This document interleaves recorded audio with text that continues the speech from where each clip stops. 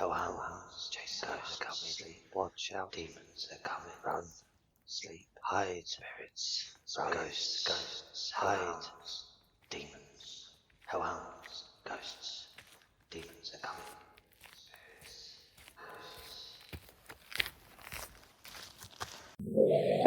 spirits. Hello, my little hellhounds. Welcome to Home of Scares. If you like the chills running down your spine and to be scared, fueled with anxiety, then join us twice a week on Tuesdays and Thursdays. And don't forget to increase your anxiety levels. Just make sure you subscribe. Sleep tight, my hellhounds.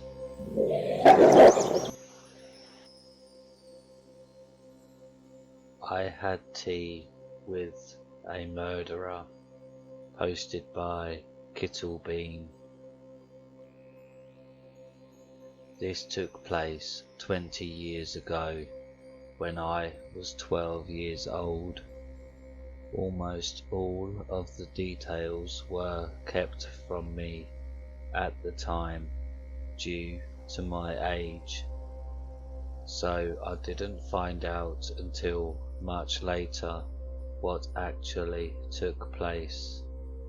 My mother, understandably, still doesn't really like talking about any of this, as it was a really traumatic experience. It's only with hindsight that I've realised how genuinely creepy and horrific this whole situation was. In early 2000, I had just started high school. We lived a little way from school, so my mother used to drop me off in the mornings and pick me up in the afternoons. On the 15th of February that year, I headed to meet my mum at the usual pick-up point across the road from my school, but I was surprised to find my grandmother waiting for me there instead. My grandmother told me that my mum wasn't able to pick me up, so I went with her and we picked my brother up from his primary school. My sisters were both away on school trips. We went back to our grandparents' house, and my nana and my grandfather sat us down to tell us that something terrible had happened. Our mum's close friend Vivian had died the previous day.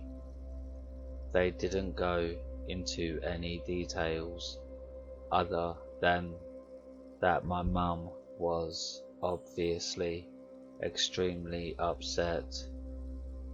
We were upset too. Vivian was a lovely lady, and we had spent a lot of time at her house over the years, not only because Vivian and my mum were close, but also because Vivian's husband Andrew was my brother's Cub Scout leader, and one of their sons was my brother's friend. At that age, nobody I knew had ever died, so it was quite difficult to process what had happened. We'd only just seen her the previous weekend. From my perspective as a naive 12-year-old, the following days passed mostly without incident, apart from my mother's obvious sadness. In hindsight, there was also an air of disquiet around her, but I didn't really clock it at the time.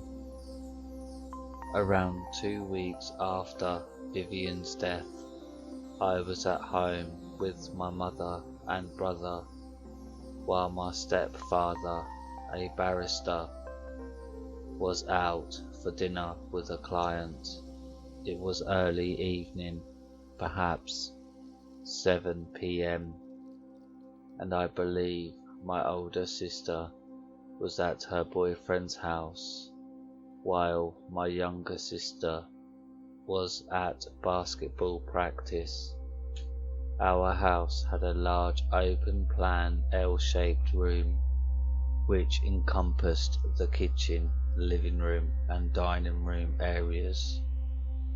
My brother was playing in his bedroom, while I was sitting on the couch watching TV in the living room area with my mum. From that vantage point, I had a clear view of the front door.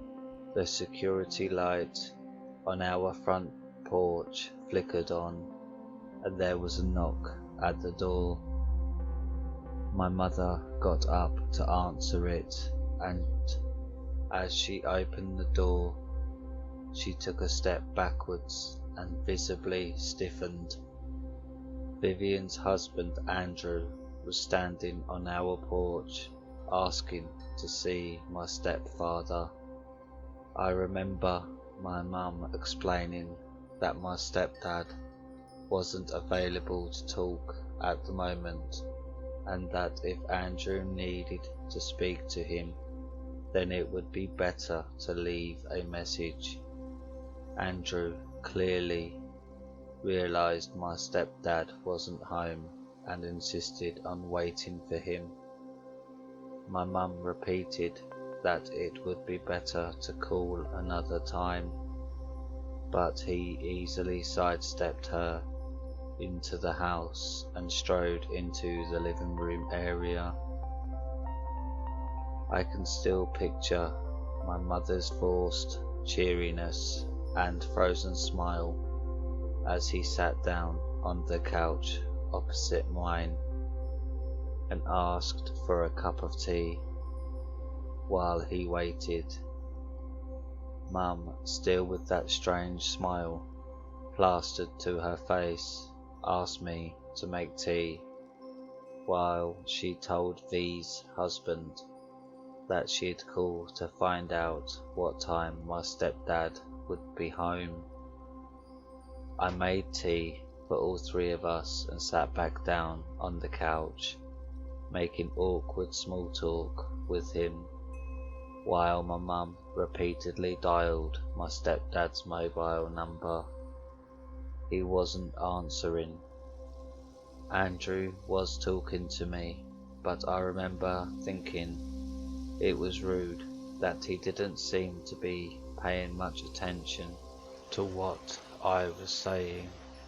His eyes were constantly flicking over to my mum, who was standing at the phone in the kitchen area, around 5 meters away from us.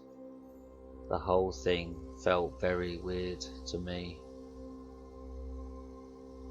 She eventually got through to my stepdad and, still smiling, said something along the lines of, "Darling, Andrew is here.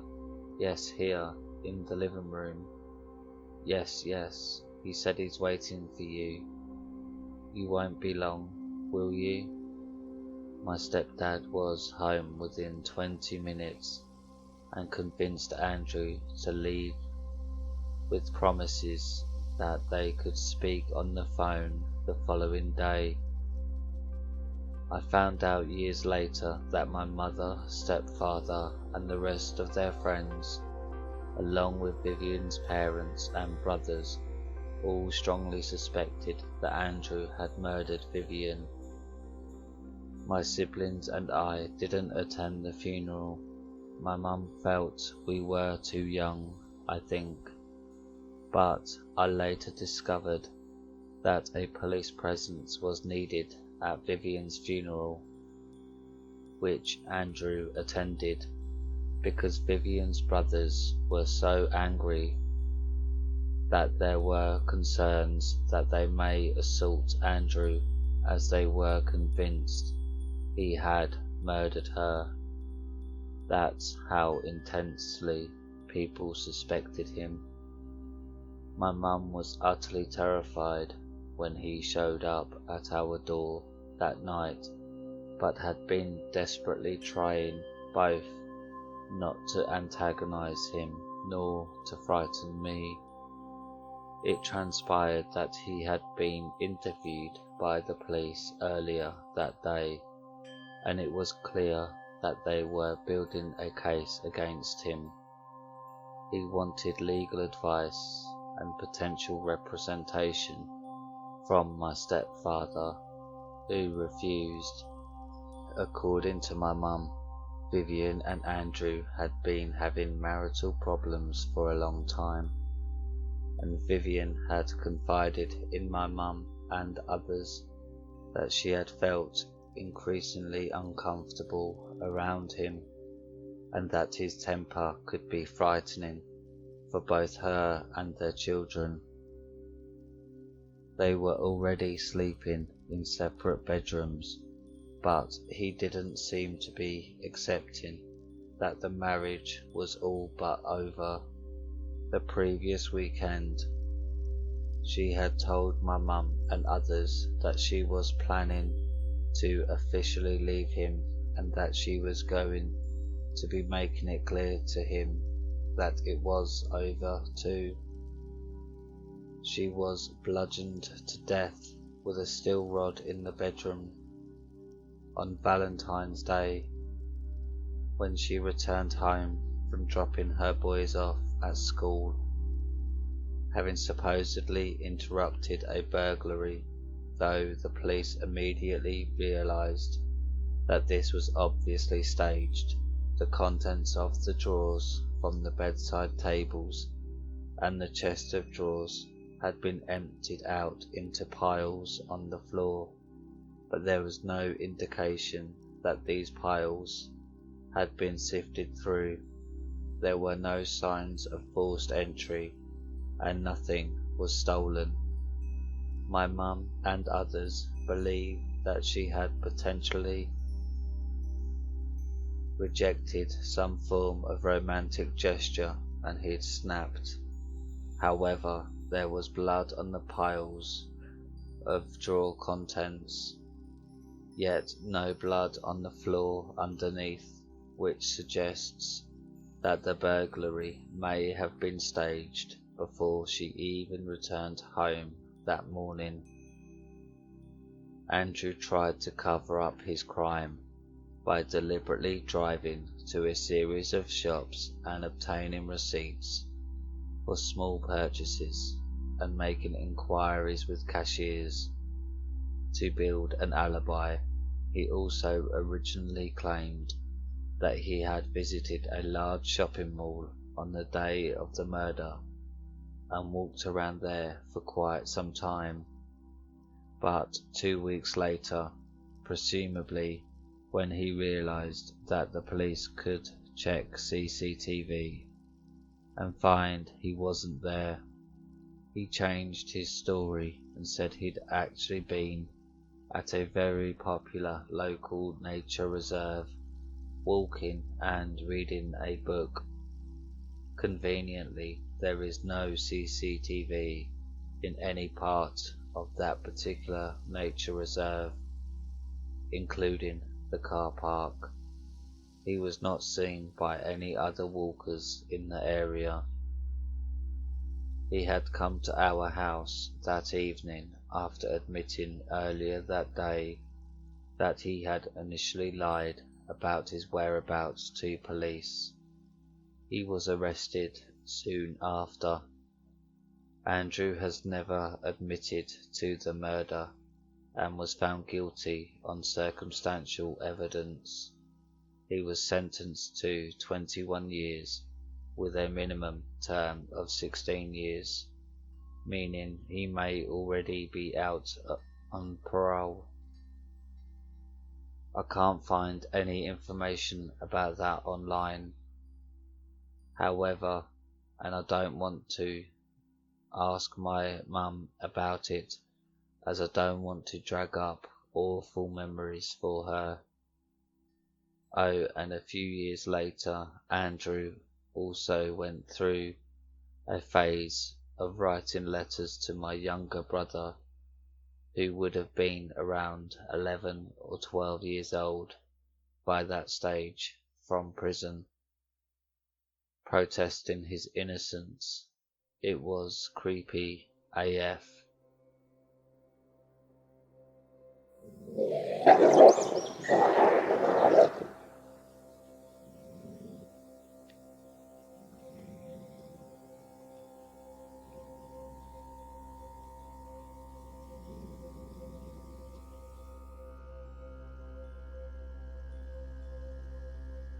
My occult date and the woman who warned me. Posted by Oracle of Delphi. I was reminded of this encounter when the person whom I went on a date with reached out to me recently. Seeing his name come up on my Tinder messages sent a chill down my spine, and I shook my head before unmatching him, which I thought I had already done. It was about 5 years ago. I was living in the heart of my city, and I was always going out. Through mutual friends, a guy caught my eye. For the sake of the story, we will call him Derek. Derek was tall, covered in tattoos, and had a booming laugh that immediately drew me to him. I'm a bit shy when it comes to the dating world, so I wasn't outspoken about my new crush. When I saw his picture come across my Tinder, however, I knew I had to give it a shot. Turns out we matched, and we quickly set up a date. I had heard Tinder horror stories, stalkers, creeps, and even worse, so I settled on a busy bar in the downtown area. I met him there. I told my friends who I was going out for drinks with. I tried to do all the right steps. I didn't notice anything weird about the date until about halfway in. We had been talking about interests, and I said I liked paranormal documentaries and shows. A slow grin slides across his face, and he gets close to me and utters, "I can speak to the dead." I roll my eyes and let out a half laugh and half nervous sigh. He continues to spew information about all of his occult hobbies. I sit there silently, not really sure what to say. He shows me videos, candles lit, books and pages strewn across the floor, and him in the middle of it all, making kind of guttural noises. He gets close to me again. "I can help you talk to your mom." My mother is no longer with us, and was not at the time of this date. Anger, rage, confusion and fear all surge through my body. I had not told him about my mom. You could find that out on social media, but you'd have to do some digging. I get a horrible, nauseated feeling in my stomach. Is it the drinks I've had, or is it my body telling me to get up and run? Feeling my fight or flight starting to kick in, I repeatedly try to change the subject of conversation, but he always brings back up the occult. This part still sends chills up my spine. a young woman walks by my date and I, us on an outdoor patio of the bar, her on the sidewalk. Her and I make eye contact and she immediately begins to cry. She tells me she needs to speak with me. With a dead-eyed glare, she tells my date to make himself scarce. He sulks inside the bar. She ushers me over to the side of the patio and checks to make sure Derek isn't coming. I am not crazy, I promise. I am not a psychic or medium, but I have a message for you. Stay away from him. Go home. She's grabbing my hands and looks me in the eye as I see tears well up in hers. Who does she say sends the message? My mother. This woman said that seeing me felt like getting struck by lightning. My date returns and looks at her skeptically. The woman insists I take her phone number and listen to what she said. What was that about? Derek asks me. I relayed the message she had said in a bit of a joking manner. His eyes glaze over in hate as he says in a monotone, "We just had an encounter with a witch. She's lying. I spoke to your mum before our date and she says she's happy you and I met." At this point, I was at my breaking point. My mother is a sensitive subject and my red flags were up. I quickly excused myself from the date without major issue. I retell this story to my friends who know Derek, and one of them strangely knew the woman as well. Derek and this woman do not know each other.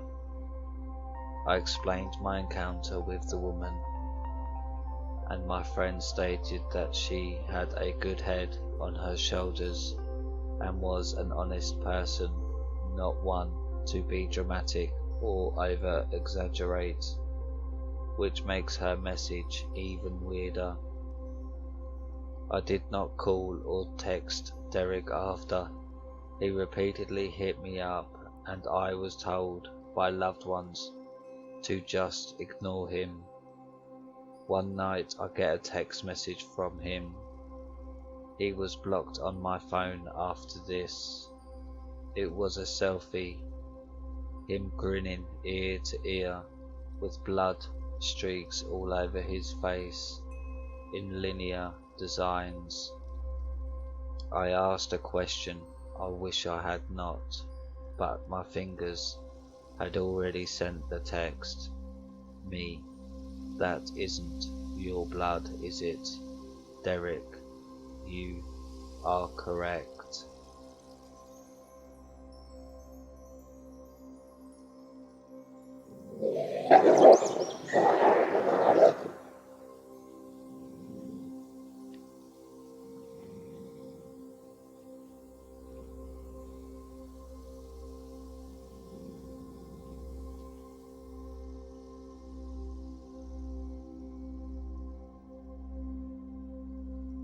Home Invader disappears.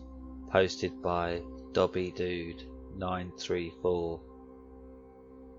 So, for a bit of context, I am 13 and have a younger brother, 9 at the time, and my mum and dad living in our house together. Every now and then my brother, who we will call Desmond, will ask me to lay in his room with him. Usually this happens if he can't sleep, is scared about something, or if he just wants me to lay with him and watch a movie sometimes. So the story happened on some day around June or July. It was late and I couldn't sleep. I was so tired but for some reason I couldn't bring myself to fall asleep. It was like something wanted me to stay up.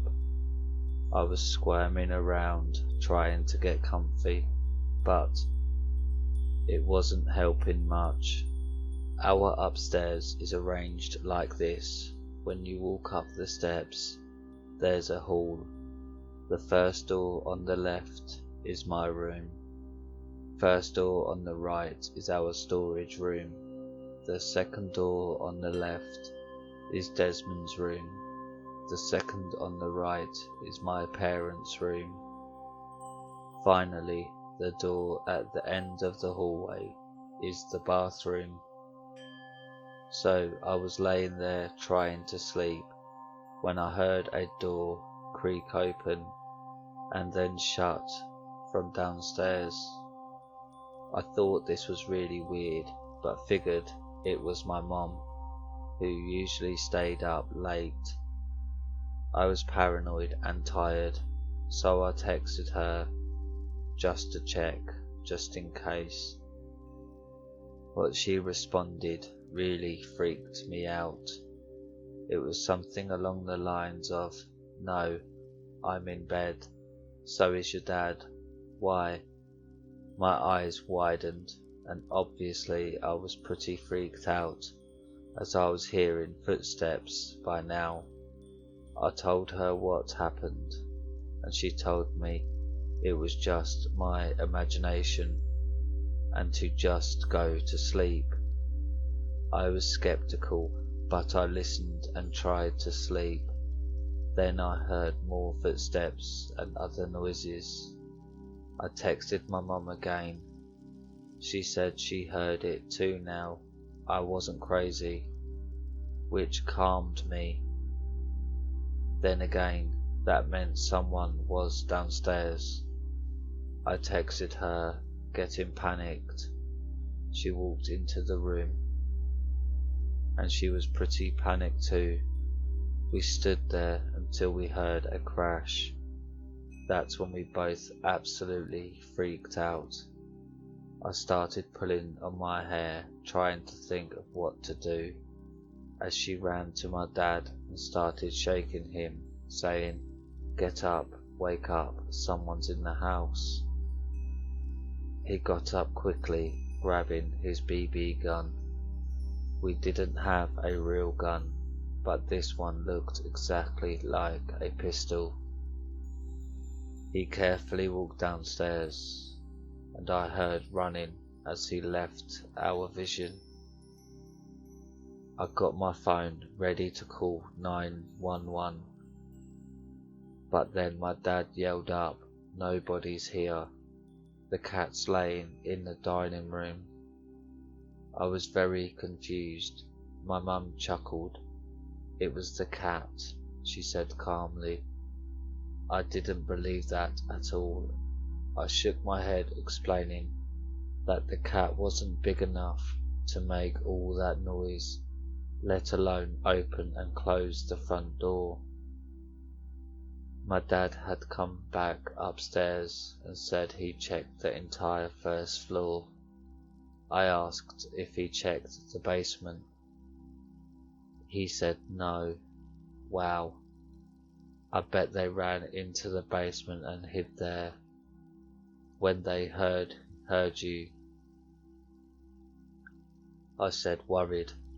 They shook their heads and insisted that nobody had been in the house. I sighed, but grabbed a pipe.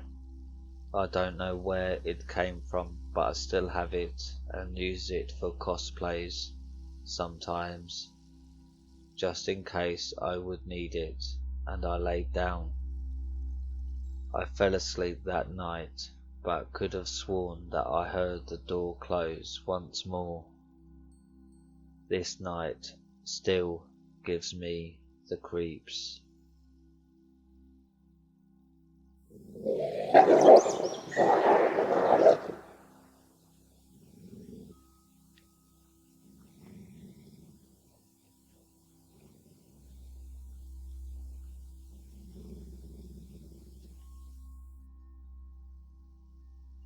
a visitor with a lantern, posted by Baronesslucy. This happened when I was in 10th grade, spring 1978. In the summer of 1977, a couple moved into a house which wasn't directly in back of the house that I lived in, but one house over. My brother, mum and I lived with my maternal grandmother. As my parents had divorced 10 years earlier, it was at the end of the street. This house had been on the market on and off for a couple of years, and for some reason was very overpriced, which was why no one bought it. So it was a rental property, which at the time was unusual, as most homes in the area were owned. For several months, the couple more or less kept to themselves, and then gradually other people moved in with them. At one point there were several people living in the house. There was a person living with them, a middle-aged man. My grandmother was at home watching Little House on the Prairie. She had the window open as it was early spring. She didn't notice until the end of the show that there was a man standing in her backyard with a lantern looking in. My grandmother was quite surprised to see this man, who said to her that he was watching the show, and then he left. She had never seen this guy before. My mum and I had gone to university orchestra and came home a couple of hours after this happened. The next week he did this again. My mum and I were home and also saw him. My brother was in college, but often got home very late as he was in the university orchestra, and they often practiced long hours. My grandmother asked him to leave, which he did. Shortly after that, my mum was asleep, but she heard something outside. She woke up and saw a light coming from the backyard. He couldn't see her, but this guy was in the backyard with the lantern, trying to look into the window. He couldn't look into her room, but he was standing there. She didn't sleep that night, but was afraid to confront the man. Another time, right after it had gotten dark, my grandmother saw this guy trying to look into the window of a neighbour who had a child that was less than a year old. Usually the neighbour would sit in the room with the child. My grandmother called the neighbour and told her this was on the side of her house. The man then left, as my grandmother had the kitchen window open, and talked very loudly so that he probably heard what she'd said. Neighbours started talking about this man, as he had appeared with a lantern at night in their backyards, with the exception of my grandmother, who had politely asked the man to leave. None of the other neighbours had confronted him. No one had called the police. No one really knew what to do, as the question was, is this guy harmless, or what is his motive? It was weird that he made no attempt to hide what he was doing. The man would mostly appear in the backyards of neighbours who were widowed. No man living with them He seemed to know what women in the neighbourhood had no man living in the house, as he never went into the backyards of the women whose husbands were living with them. Our situation was a little different. My grandmother was widowed and my brother did live at home while attending college, but he was rarely around. Our parents were divorced and my dad wasn't around at all. Our neighbour lived with her elderly father. This was probably April or May, but I couldn't sleep and went into the living room and saw this man standing in the backyard with a lantern looking into the family room. The windows were opened. I screamed and the man ran. My grandmother debated to whether or not to call the police, but didn't. It was a little after midnight. Each time that this happened, my brother wasn't at home, which was creepy when you think about it. Did this guy know this, or was it by chance? No one ever saw this guy during the day, which was interesting. The next day, a family member of this man came over and apologized to my grandmother and said that it wasn't unusual in Jamaica for someone to go into the yard of someone else to watch a TV program. She told my grandmother that he was harmless and wouldn't harm anyone. She referred to the middle-aged man as a family member, so I don't know if this man was her father, her uncle, father-in-law, or other male relative. She said that he would not be coming into anyone's yard again. My grandmother didn't say much, mostly just listened to her. Shortly after that, the family left. A neighbour told my grandmother that the family was being investigated by police. She was also told that the family had been evicted due to violating the rental agreement, which stated that only the couple would be living there. There were at least 5 to 7 other people living in the house. The couple also didn't pay the rent and were approved for a loan that they couldn't pay, was their story. The realtor who rented the couple the property supposedly was being investigated because of the bank loan, but someone told me that that wasn't true, so I don't know about the realtor. I do remember that the house stood vacant for several months and then was sold. Years later, I met a woman who was from Jamaica and told her about this story. She told me that she had never heard of someone going into a neighbour's backyard with a lantern to watch a TV show from a distance.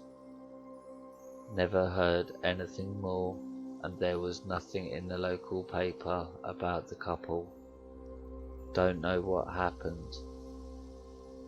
If the couple, realtor or someone who worked at the bank had been arrested relating to this, everyone would have known at the time where I lived was a small town.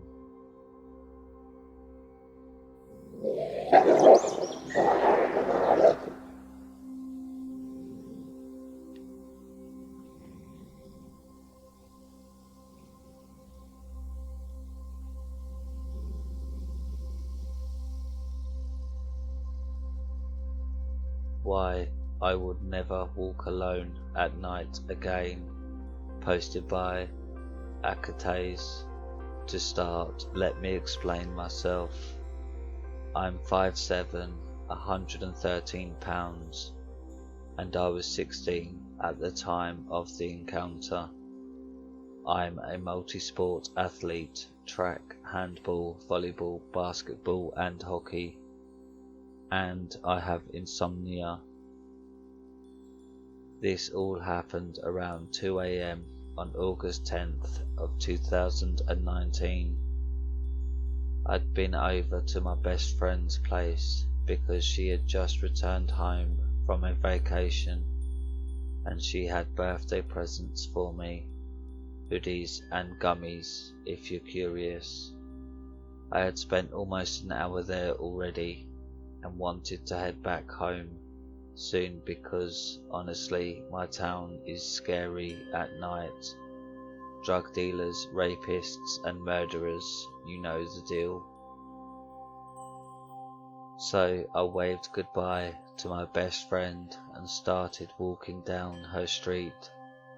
I guess a party had just let up because behind me at the end of the road, about 20 or 30 yards from where I was standing, there were a couple of men walking across the crosswalk. They were both pretty tall, I'm guessing between 5'11" and 6'3". The two seemed harmless at first when I looked in their direction, but soon they came to a stop. They were both looking at me. At this point I felt uncomfortable, so I just kept walking. That's when I overheard what one of them said. "Hey, that's a girl." At this point I whipped my head around. They were starting to walk in my direction now, and one of the two men had moved over towards a sidewalk where there was no light. I knew at this point that something wasn't right, and I began to pick up my pace. They were still getting closer. I didn't know where the second guy was, but when I looked back, the first guy was still following me down the middle of the road. I think that they were planning to cut me off and try to trap me between the two of them. The minute I was about 13 yards from the T intersection, I started to run, and that's when the yelling started. "Oh great, now she's running." I hooked a sharp right, then a left. I could still hear them behind me, and at this point all I knew was that I couldn't stop moving. I had to lose them somehow. I was coming up to an apartment building with a small parking lot behind it. There were no lights. I made the split-second decision to veer off into the parking lot, and I squeezed myself under one of the cars. I don't know how long I waited there. It could have been a minute, but it felt like a lifetime. I watched the two men run past. They didn't bother to check under the cars, which was definitely in my favour. The minute I felt that I was safe, I backtracked and took a different route back to my home. I was too scared to take the main route in the fear I would have bumped into them. I know what I'm about to say is stupid, but I didn't go to the police. I wouldn't have been able to give a proper description of the men because I hadn't seen their faces. If there's anything I learned from my experience, it's that no matter who you are, you need to be extremely careful. You can think that the part of town or city that you live in is safe, but that really isn't the case. There is no protective barrier to keep out people with bad intentions. Please, whatever you do, watch your surroundings as if your life depends on it. If I had been listening to my music and not paying attention, I hate to think what could have happened to me. I hope that no one else has to experience the fear that I did. It was almost like prey being chased by predators. And to the men who followed me, let's never meet again.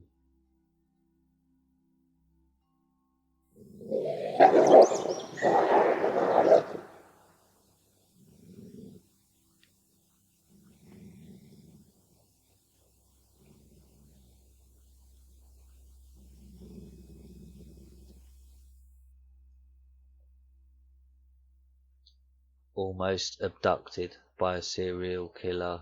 True story. Posted by Character Homework 75. As unbelievable as my story may sound, I promise I am not trolling, and every word I am about to write is the honest truth. I cannot specifically remember exactly what grade I was in, but I do remember that I was in middle school. I remember this detail because when this event took place, I was with someone that was only my friend during my middle school years. After that, my friend moved away and we lost touch. This story takes place on the outskirts of St. Louis, Missouri, during the 1980s. For reference, we will call the friend I was with Amy. It had been a fun day with Amy. My mum had dropped us off at the mall where we had been wandering around, window shopping and trying on clothes. This was a very tiny mall in a small town on the outskirts of St. Louis. Because this mall was so tiny, it didn't have a lot of restaurants or a food court. However, there was a McDonald's across the way. To get there faster, you could cut through a field that was in between the mall parking lot and the street. Once you cut across the field and crossed the road, McDonald's was right there.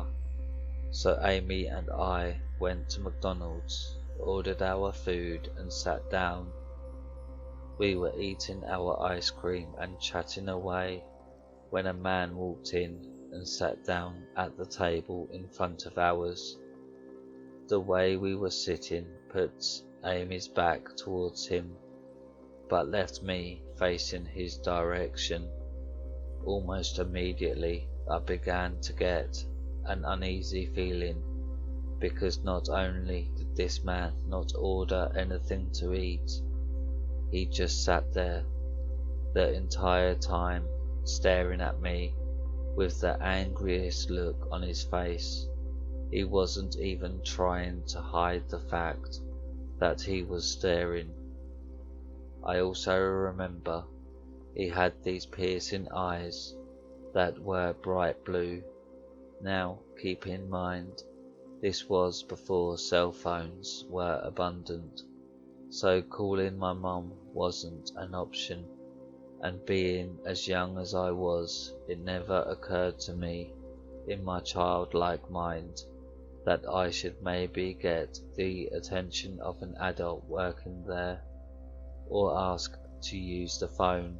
All I could remember thinking was this scary man was making me feel uncomfortable. So Amy and I finished our food and ice cream. I had used her head to obstruct the man's view of my face, and whispered to her what he had been doing. I told her if he followed us out that we needed to run. Sure enough, as soon as we got up to leave, so did he. We rushed out the door, and as fast as we could, we began to run. I looked behind me, and he was getting into one of those boat-sized cars that were made in the 1970s and early 80s. Luckily for us, there wasn't much traffic, and we were able to successfully cross the street before he had a chance to get to us. When we got to the field, I turned around to look to see where he was again. Before I go further, let me note that next to the field was the street that ran horizontally, the one we crossed. And then to the left of the field there was another street that ran vertically. The street intersected with the one we had to cross, so the field was basically in the corner of both of these streets. The street to the left didn't run in a perfectly straight line though. It ran in a diagonal direction that would eventually take you to the mall parking lot. This was good because when I had turned around, I could see that he was watching to see where we were going next. He turned onto the street to the left of us and was driving very fast. He was definitely coming for us.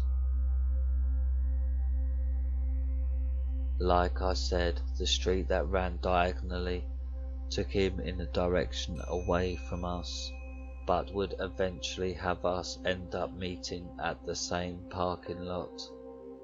It was very obvious he was trying to get to the mall parking lot before we could get there, because the road he was on went away from us and we were shortcutting it through the field, plus running as fast as we could.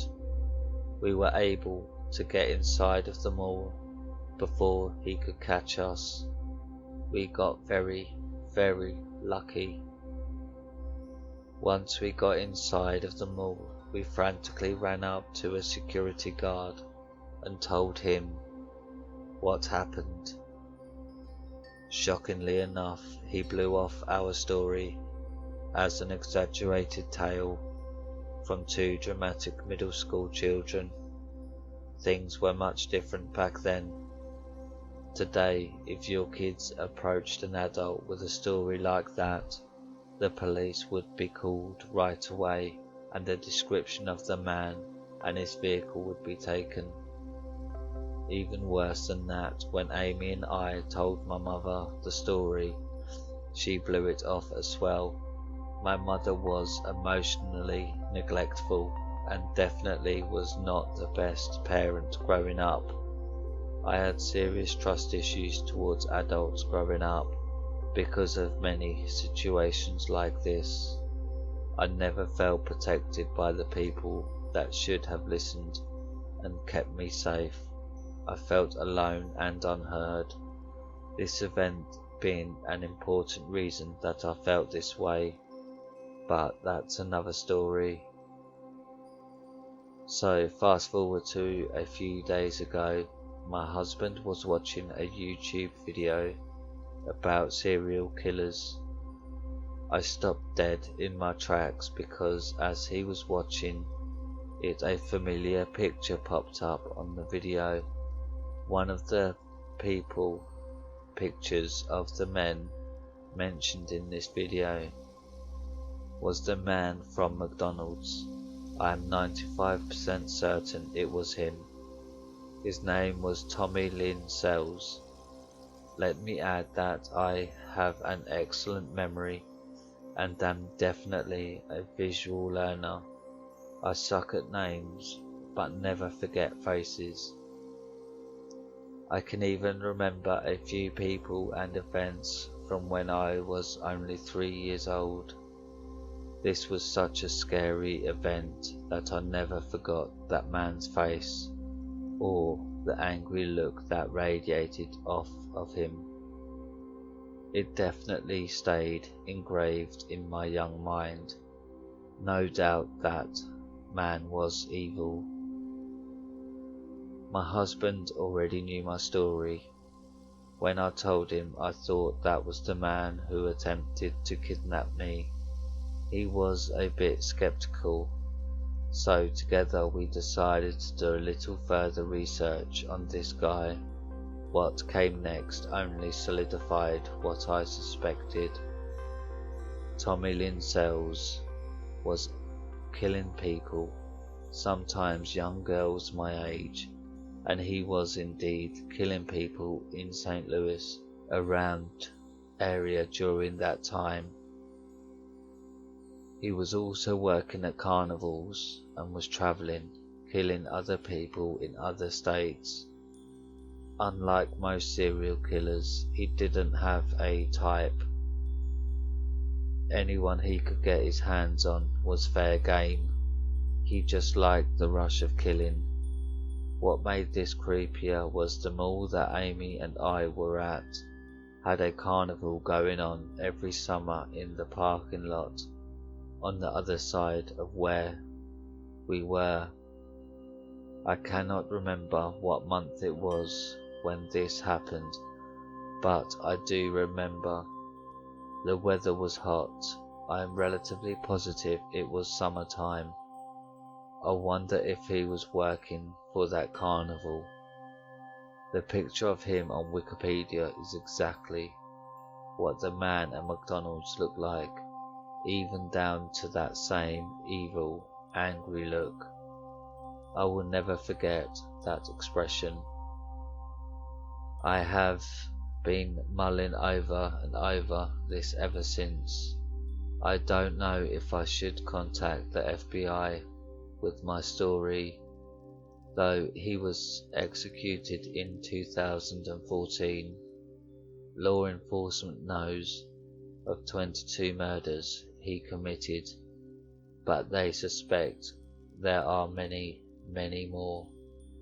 My story might place him in an area someone disappeared from, but I don't know how helpful it would be, considering I can't remember the exact month or year. I don't even know if I would be believed. What would you readers do?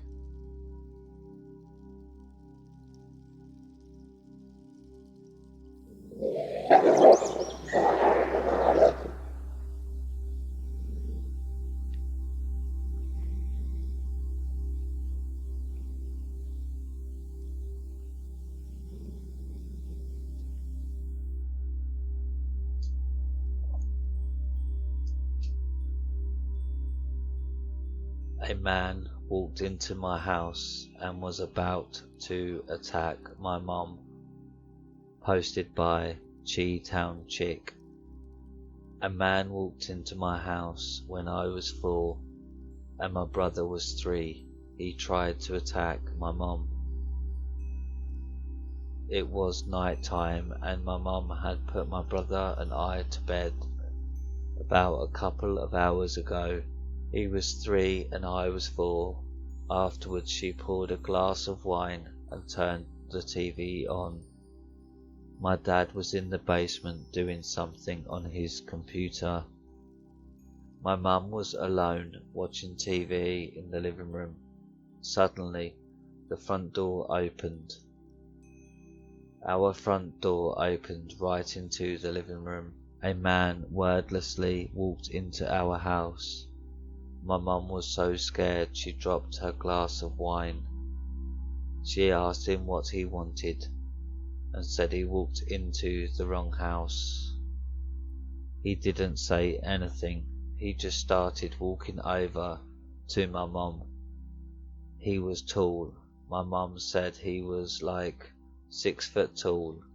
My mum is only 5'5" and petite. He cornered her so she couldn't run, and then he pushed her on the couch. My mum was so scared she felt like she'd lost her voice. He reached into his back pocket, and my mum knew if she didn't act fast, something horrible would happen. She yelled out my dad's name as loud as she could. Usually he would say hold on or something, but I think he could hear the terror in her voice. He ran upstairs and saw this man standing over my mom. He told him to get the fuck out and lied and said that he had a gun. This guy looked totally shocked at seeing my dad.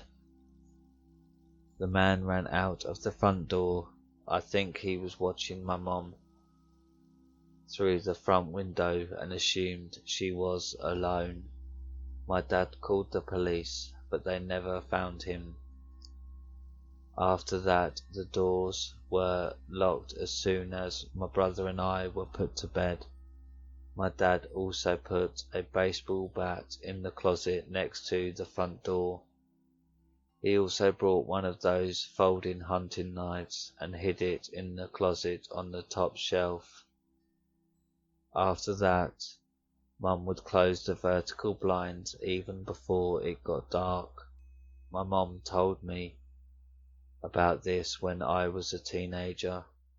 It's terrifying because if my dad had been at work, I don't even want to think of what could have happened. Edit. I was talking to my mum about this in the past hour, told me that she had nightmares for years after our neighbour tried to break into my window. It's on my page. She became so paranoid, she tried to get a gun. She did all the paperwork. When her card came in the mail, my dad saw it and became upset. He yelled about what if my brother and I found the gun, and she said it wouldn't happen. She got a gun. Guess what I found while I was searching for Christmas presents? My dad found me pointing it at my face and understandably freaked out. The gun was gotten rid of. By the way, I'm not anti-Second Amendment. I'm just explaining what happened.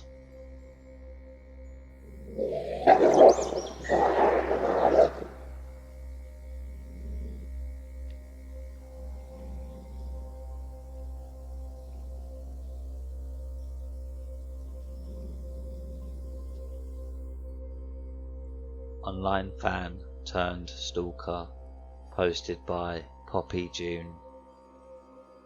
I've never posted to this subreddit before, but after working with authorities, I feel safe enough to share my story. For context, I, female 20, started an OnlyFans account over the summer to support myself through school, and things were great until I posted my Amazon wishlist. Amazon doesn't release your address to people who gift you items, but third-party sellers can, and that's where I went wrong. By the way, not trying to promote it here. This is a very frightening story, and I felt like it should be shared. In late July, I got a puppy. One night around 2 AM, I took him outside to go to the bathroom. While he was doing his business, I noticed a car parked outside my family home. I saw a figure in the car park and could tell they were looking for me, but I couldn't make out their face because it was pitch black outside. Feeling a bit uneasy, I picked up my puppy to take him back inside, and when I started to move, the car parked in my driveway. I sprinted back inside and locked the door, but they never approached my house. The next morning I went to check the mail. There was an envelope addressed to my OnlyFans name with $20 in it, but no note. I was currently still at home with my parents, who had no idea about my OnlyFans account, so I didn't mention it to them. A week later, I moved back to my college town to get ready to start school. At this time, I had stopped posting for the time being until I could figure out how they got my address. I've watched enough crime shows to know that there's a possibility I could be in danger. I live in a duplex with a gated parking lot for reference. One morning I was planning on vlogging my trip to Target because I was planning on starting a YouTube channel in the near future, since OnlyFans felt unsafe. When I got to my car, it had been ransacked and my vlogging camera was missing. I know it's my fault for leaving it in my car, but I was using it the night before, and since I live in a gated area, I didn't think I would be unsafe. It wasn't in plain sight either. I had hidden it in my glove box. I used that camera to film my content, and the SD card that was in there had all my unreleased photos and videos. I know they stole it just for the SD card. Anyways, this is where the story gets weird. There are cameras outside in the parking lot, so we were able to watch this person break into my car and find the camera, and they didn't touch any of the 7 other cars on the lot. They knew which car was mine, which suggests they had been watching me for a bit. After they got the camera, they walked around the duplex until stopping near my window. My bedroom faces an outside street and my blinds are broken, so it's very easy to see in. I have a curtain, but it doesn't cover my window all the way. This person watched me sleep for an hour or so. I have no idea why they didn't try to break in, but thank God they didn't. This person then sold the camera to a pawn shop, and since I knew the serial number, the police were able to find it. However, my SD card was missing. I believe the police are still trying to track them down, but I have broken my lease and moved to a new place, so hopefully that will keep me safe.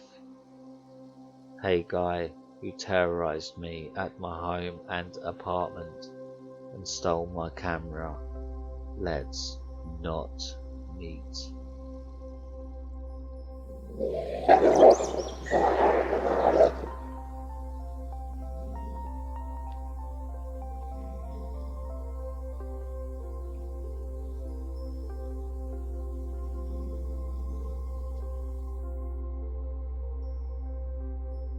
Well, my little hellhounds, that's the end of tonight's installment. I hope you enjoy and that you liked and subscribed. Until next time, my little hellhounds, good night.